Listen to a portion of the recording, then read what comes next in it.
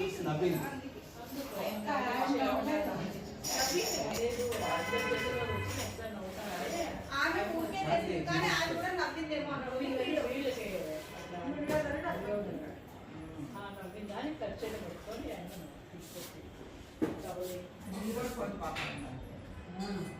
నమ్మిన దానికి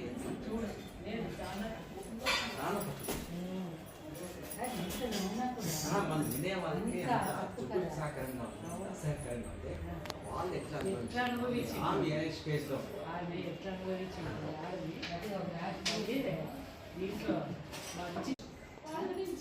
పాండవులకు మంచి పేరు అవడం వాళ్ళకి ఇష్టం లేదు, ఎట్లా ఒకటి స్పాయిల్ చేయాలి.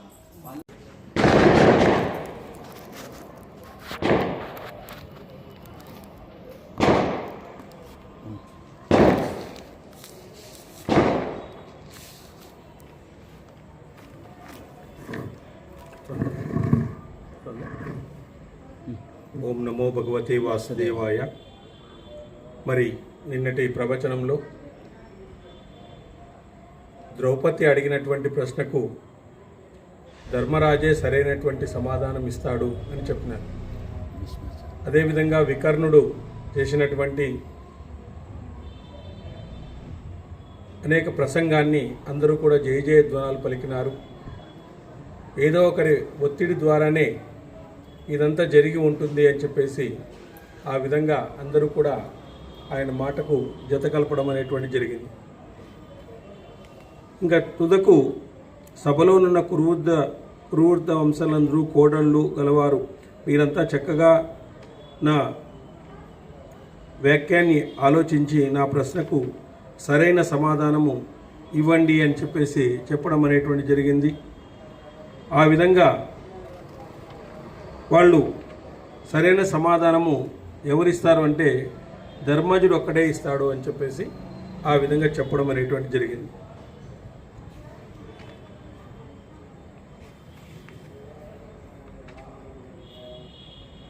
ట్యాగ్ పెట్టలేదు సార్.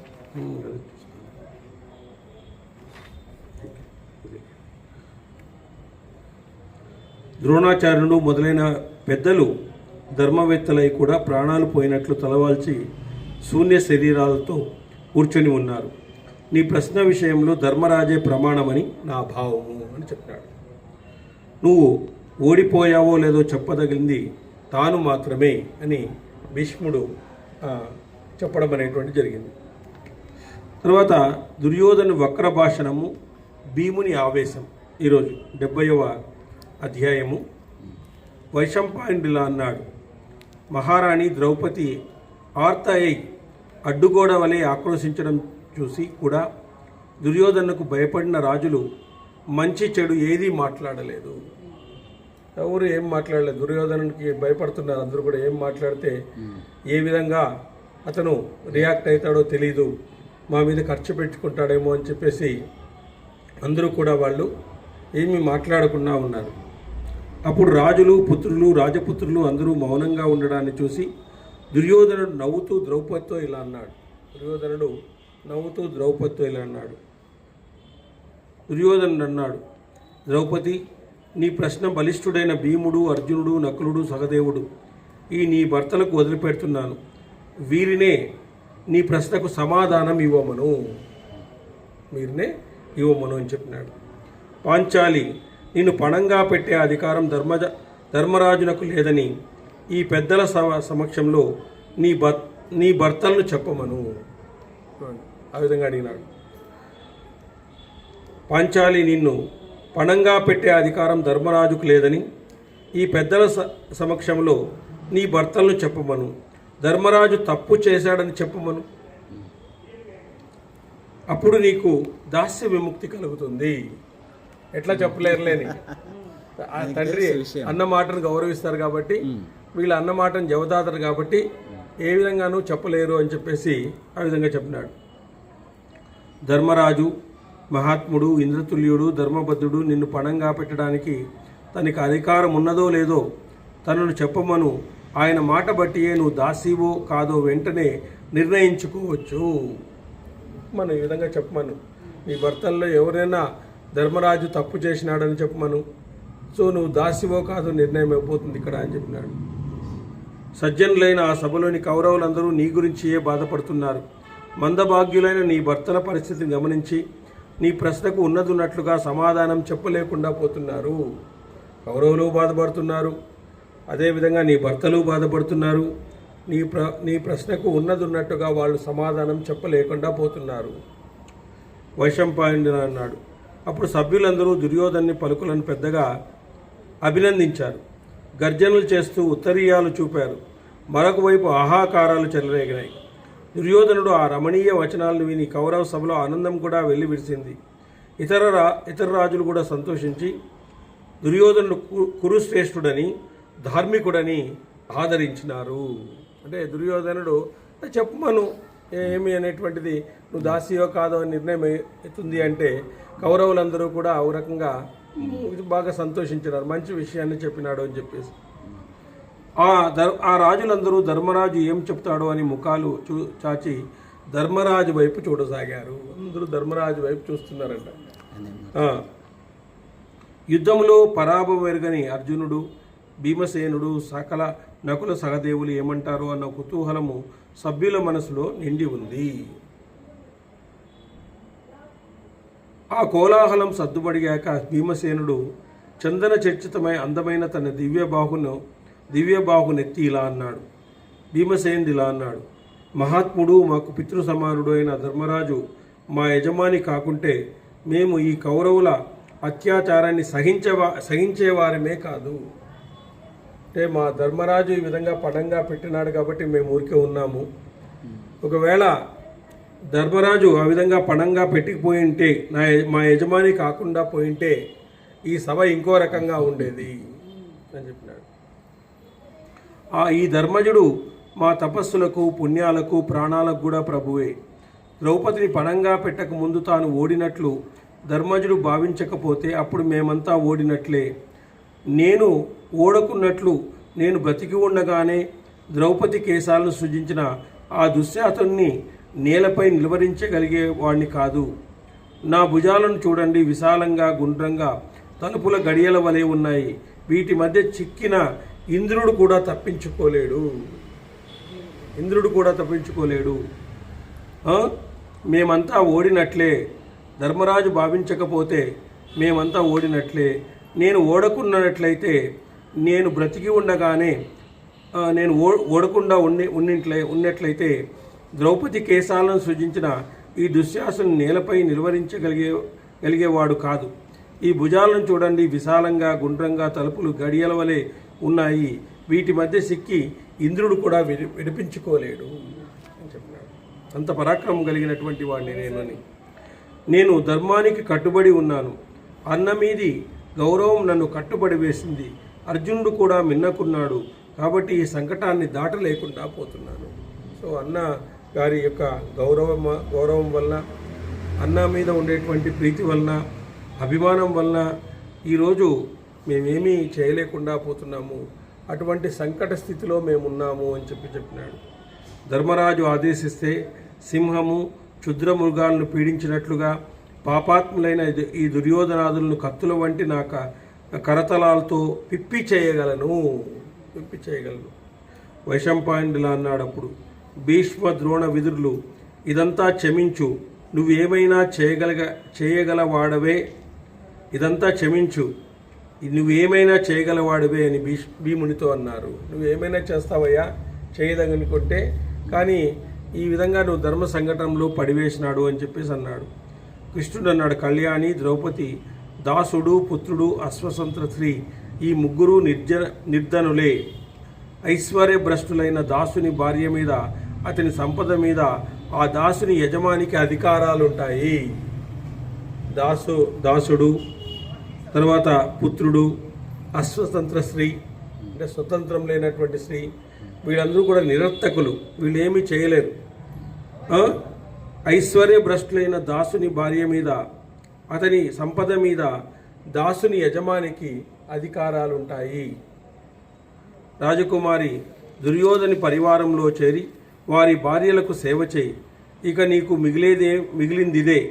అందుకే ఆదేశిస్తున్నాను. ఇక నీకు సమస్త రాష్ట్రులు యజమానులు కానీ పాండవులు కారు. కౌరవులే నీకు యజమానులే తప్ప పాండవులు నీకు యజమానులు కారు. నువ్వు ద్రౌపది పరివారంలోకి వెళ్ళి వాళ్ళ భార్యలకు దుర్యోధనాది భార్యలకు నువ్వు దాసిగా ఉండు అని చెప్తాడు. భామిని వెంటనే మరొక భర్తను ఎన్నుకో, అప్పుడు జూదం ద్వారా మరలా నువ్వు దాసి అయ్యే పరిస్థితి రాదు. ఎట్లా మాట్లాడుతున్నాడు? భామిని వెంటనే మరొక భర్తను ఎన్నుకో. మరొక భర్త కర్ణుడు అంటున్నాడు ద్రౌపది ఏదో ఇంకొక భర్తను ఎన్నుకో, అప్పుడు జూదం ద్వారా మరలా నువ్వు దాసి అయ్యే పరిస్థితి రాదు. అంటే మళ్ళీ ఆయన జూదంలో పెట్టి మళ్ళీ ఓడిపిస్తాడు నిన్ని. ఆ విధంగా నీకు అట్లాంటి పరిస్థితి రాదు. భర్తల ఎడ స్వేచ్ఛగా ప్రవర్తించడం నీ వంటి దానికి తప్పేమీ కాదు. దాస్యంలో స్వేచ్ఛ ఉంటుంది కాబట్టి నీకు దాస్యమే మంచిది అని చెప్పినాడు. యజ్ఞసేని, నకులుడు, భీమసేనుడు, యుధిష్ఠిరుడు, సహదేవుడు, అర్జునుడు అందరూ ఓడిపోయారు. నీవు ఇప్పుడు దాసివి. ఓడిపోయిన ఆ పాండవులు నీ భర్తలు కారు. నీ భర్తలు వాళ్ళు ఎన్నటికీ కారమ్మా. జీవితానికి పరాక్రమము, పౌరుషము, పరమార్థమని యుధిష్ఠిరుడు ఎరగడు. జీవితానికి పరాక్రమము, పౌరుషము, పరమార్థమని యుధిష్ఠిరుడు ఎరగడు. అందుకే పాంచాల రాజైన ద్రుపది పుత్రువి నిన్ను పణంగా పెట్టి సభలో దూదమాడాడు. జీవితంలో పరాక్రమము, పౌరుషము, పరమార్థమని యుధిష్ఠిరుడు ఎరగడు. అంటే ఆయనకి పరాక్రమము, పౌరుషం అనే పరమార్థాల గురించి సరిగా తెలియదు. అందుకే చూడండి, పాంచాల రాజైన ద్రుపద పుత్రిని నిన్ను పణంగా పెట్టి సభలో జూదమాడాడు. వశంపాయనిలా అన్నాడు. కర్ణుని మాట విని భీమసేనుడు తీవ్రమైన అసహనంతో ఆర్తితో నిట్టూర్చాడు. ధర్మపాశబద్ధుడైనటువంటి యుధిష్ఠిరుని అనుసరిస్తూ కూడా కోపంతో ఎర్రబడిన కళ్ళతో యుధిష్ఠిరుని దహిస్తున్నట్లుగా చూస్తూ ఇలా అన్నాడు. ఆ యుధిష్ఠిరుని చూస్తూ కోపాన్ని అణిచివేయగలుగుతున్నాడు. తర్వాత ఆ కోపంలోనే మాట్లాడుతున్నాడు భీముడు ఇలా అన్నాడు. రాజా, సూతపుత్రుడైన కర్ణునిపై నాకు కోపం లేదు. దాసధర్మం మేరకు కర్ణుడు మాట్లాడాడు. మహారాజా, ద్రౌపదిని పణంగా పెట్టి నువ్వు జూదమాడకుండా ఉంటే మన శత్రువులు ఇప్పుడు ఇలా మాట్లాడేవారే కాదు. మన శత్రువులు ఎవరు కూడా ఇట్లా మాట్లాడేటువంటి వాళ్ళు కాదు. నిన్ను పణంగా పెట్టకుండా ఉంటే భీమసేనుని మాటలు విని దుర్యోధన రాజు మౌనంగా అచేతనంగా ఉన్న యుధిష్ఠిరునితో ఇలా అన్నాడు. యుధిష్ఠిరునితో ఈ విధంగా అంటున్నాడు. రాజా, భీమార్జునులు, నకుల, సహదేవులు నీ శాసనంలోనే ఉన్నారు. ద్రౌపది ప్రశ్నకు నువ్వే సమాధానం చెప్పు. ఆమె ఓడిపోలేదని నువ్వు భావిస్తున్నావా అని అడిగినాడు. దుర్యోధనుడు ధర్మజుని అడిగినాడు. ధర్మరాజుతో ఆ మాటలు విని ఐశ్వర్య మదోన్మత్తుడైన దుర్యోధనుడు సైగలతో కర్ణుని చూసి నవ్వుతూ రెచ్చగొడుతూ, భీమసేనుని ఉద్రేకపరుస్తూ, ద్రౌపదిని చూసి నవ్వుతూ, తన వస్త్రాన్ని పైకెత్తి అరటిబోధ వలె, ఏనుగు తొండం వలె, వజ్రం వలె దృఢంగా సర్వలక్షణ లక్షితమై ఉన్న తన ఎడమ తోడను ద్రౌపదికి చూపించినాడు.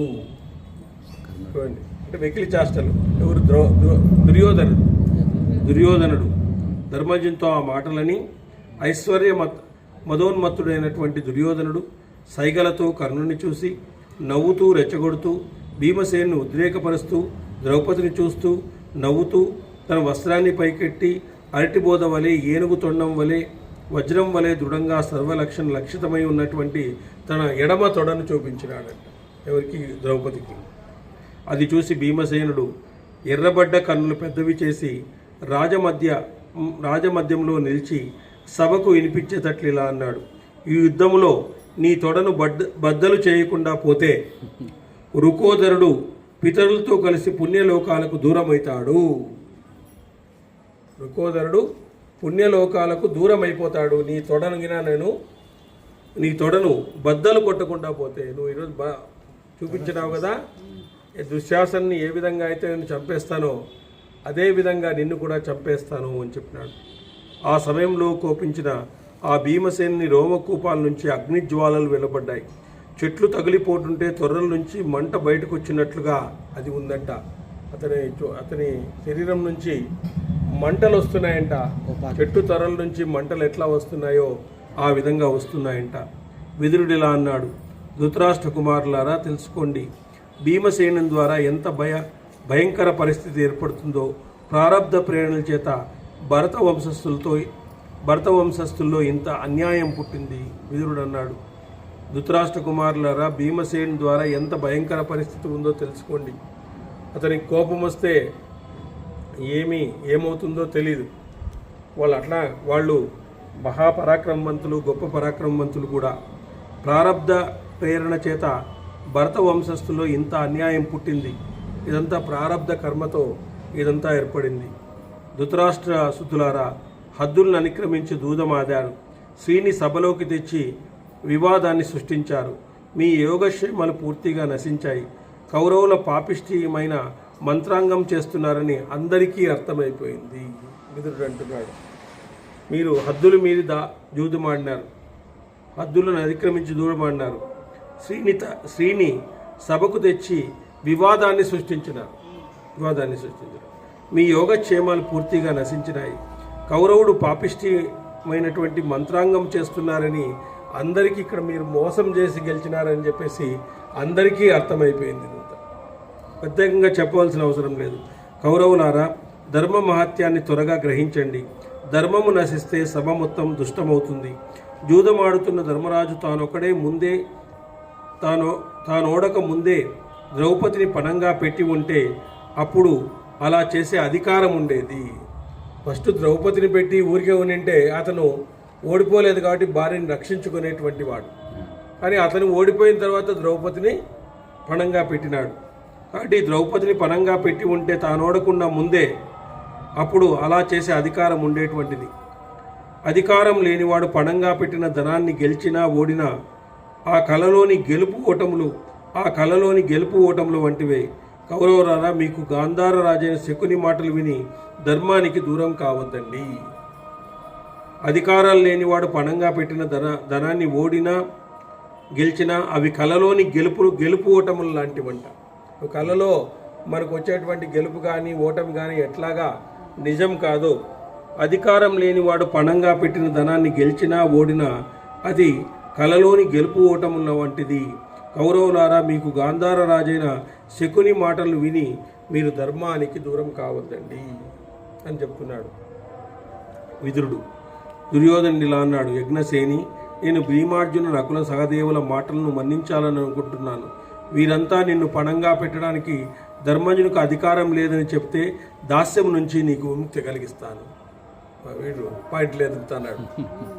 సరే, మేమిప్పుడు యజ్ఞసేని, నేను భీమార్జుల నకుల సహదేవుల మాటలను మన్నించాలనుకుంటున్నాను. వీరంతా నేను పణంగా పెట్టడానికి ధర్మరాజుకు అధికారం లేదని చెప్తే దాస్యం నుంచి నీకు విముక్తి కలిగిస్తాను. చెప్పమనండి. ఇప్పుడు భీమార్జునులు నకుల సహదేవులు చెప్పమనండి. నీకు ఆ విధంగా ద్రౌపదిని పణంగా పెట్టేటువంటి అధికారం లేదు అని చెప్పమనండి, నేను వదిలేస్తాను. అర్జునుడు ఇలా అన్నాడు, కౌంతేయుడు మహాత్ముడైన ధర్మరాజు మమ్ములను పణంగా పెట్టినప్పుడు తాను స్వతంత్రుడే కానీ తాను ఓడిపోయిన తర్వాత మరెవరి మీద తనకి అధికారం ఉండదు. కౌరవులందరూ ఇది గ్రహించాలి.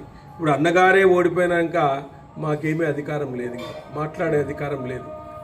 ఎందుకంటే మమ్ములను పణంగా పెట్టినప్పుడు తాను స్వతంత్రుడే, కానీ తానే ఓడిపోయినప్పుడు మేము అస్వతంత్రులము. కాబట్టి ఇది గ్రహించండి అన్నాడు.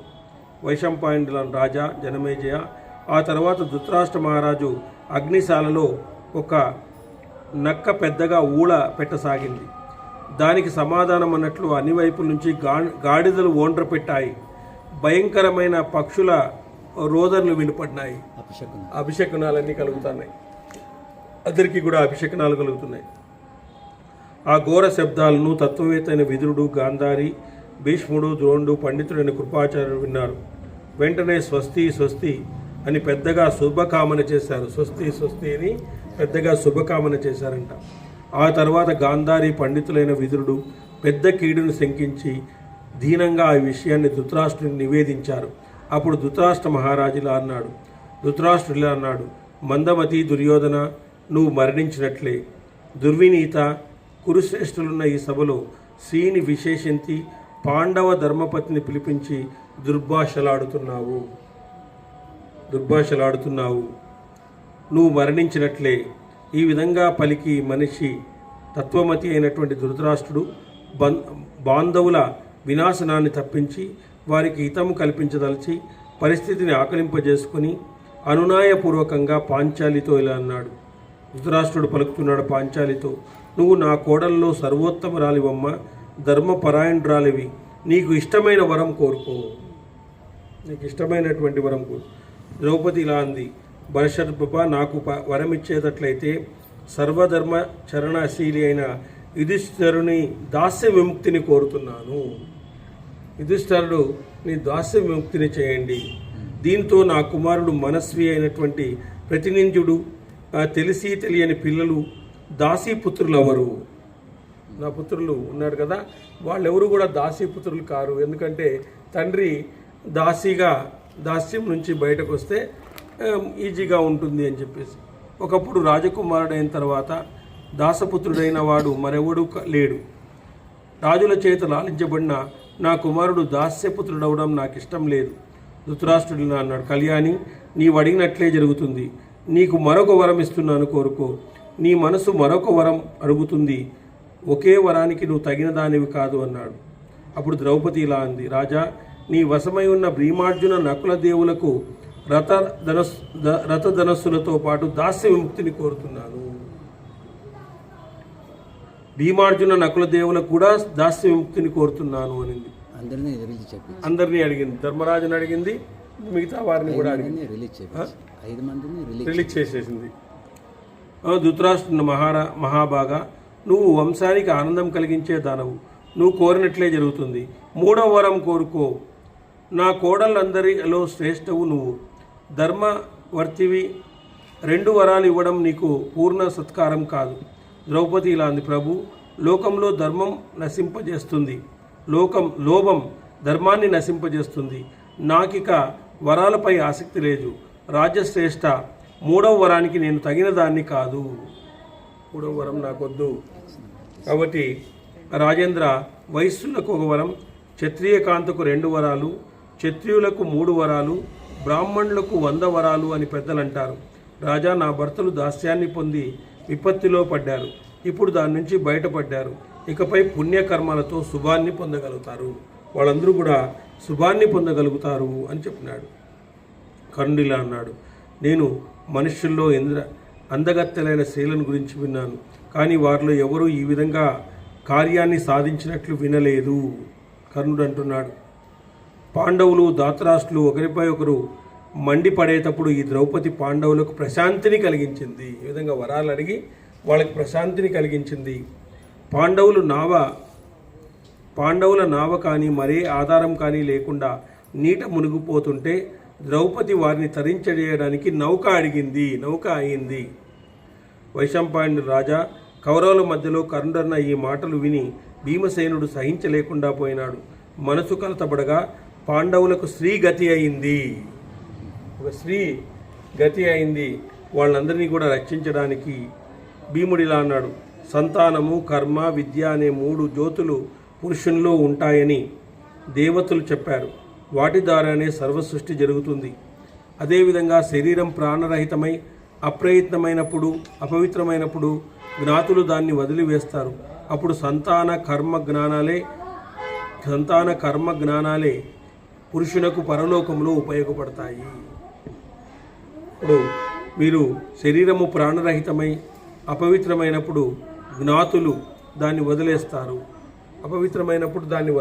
వాళ్ళు.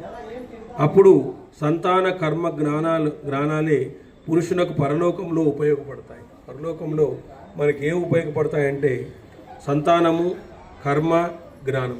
మనం కర్మను అంటుకోకుండా చేయడము, జ్ఞానాన్ని తెలుసుకోవడము, మన సంతానానికి ఉన్నతమైనటువంటి సంస్కారాన్ని మనం నేర్పించి మనకు పున్నామ నరకం నుంచి రక్షించడానికి సంతానము మనకు పూర్తిగా ఉపయోగపడుతుంది.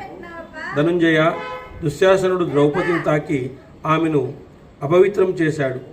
దానితో మన సంతాన జ్యోతి నశించింది. పరపురుషుడు తాకిన స్త్రీ పుట్టిన సంతానం దేనికి ఉపయోగపడుతుంది?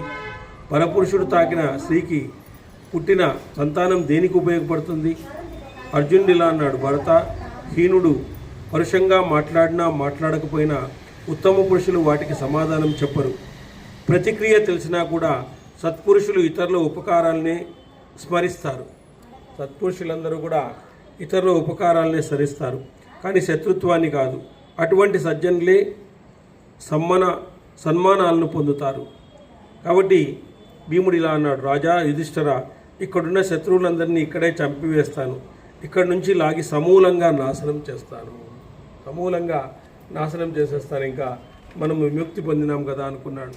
భరత, ఇక్కడ వివాదాలు ఉత్తర ప్రత్యుత్తరాలకు అవసరం లేదు. ఈరోజే ఇక్కడే అందరినీ చంపుతాను, ఈ భూమిని నువ్వే పాలించు. తన తమ్ములతో కలిసి నిలిచి ఉన్న భీముడు ఈ విధంగా పలికి మృగాల మధ్య నిలిచిన సింహం వలె పదే పదే శత్రువులపై చూడసాగాడు. శత్రువుల వైపు చూస్తున్న భీముని అనాయాస కార్యసాధకుడైన అర్జునుడు శాంతింపజేస్తున్నాడు. ఆయన పరాక్రమశాలి అయిన భీముడు తనలో తాను దహించుకొని పోతున్నాడు. రాజా, ఆ సమయంలో క్రోధావిష్ఠుడైన భీముని కర్ణాది రంధ్రాల నుంచి, రోమకూపాల నుంచి పొగ రవ్వలతో కూడిన అగ్ని వెలువడుతోందట అతనిలో నుంచి బయటికి. ఆ విధంగా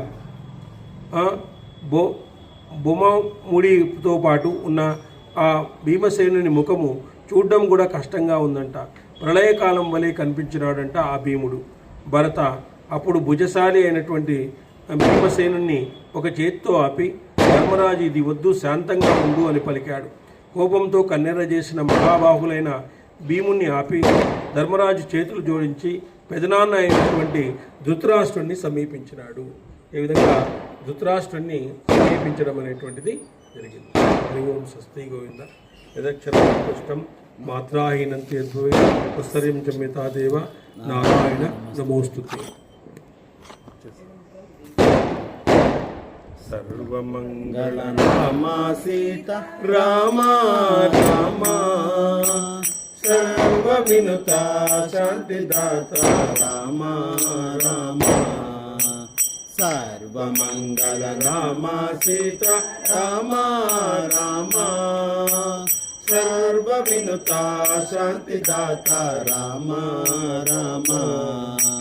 మనస్సులోని మాయా బాబు రామా రామా, మనస్సులోని మోము జోపు రామా రామా. సర్వమంగళ రామా సీత రామా రామా, సర్వ వినుత శాంతిదాత రామా రామా. నీవు నేనను భేద బుద్ధి మాపి మాలో నిలుపుమా నీ జ్ఞాన సిద్ధి రామా రామా. సర్వమంగళ రామా సీత రామా రామా, సర్వ వినుత శాంతిదాత రామా రామా. కామ క్రోధ లోభ మోహ పాశంబులా తడకు ద్రోసి కావుమయ్యా రామా రామా. సర్వమంగళ రామా సీత రామా రామా, సర్వ వినుత శాంతిదాత రామా రామా.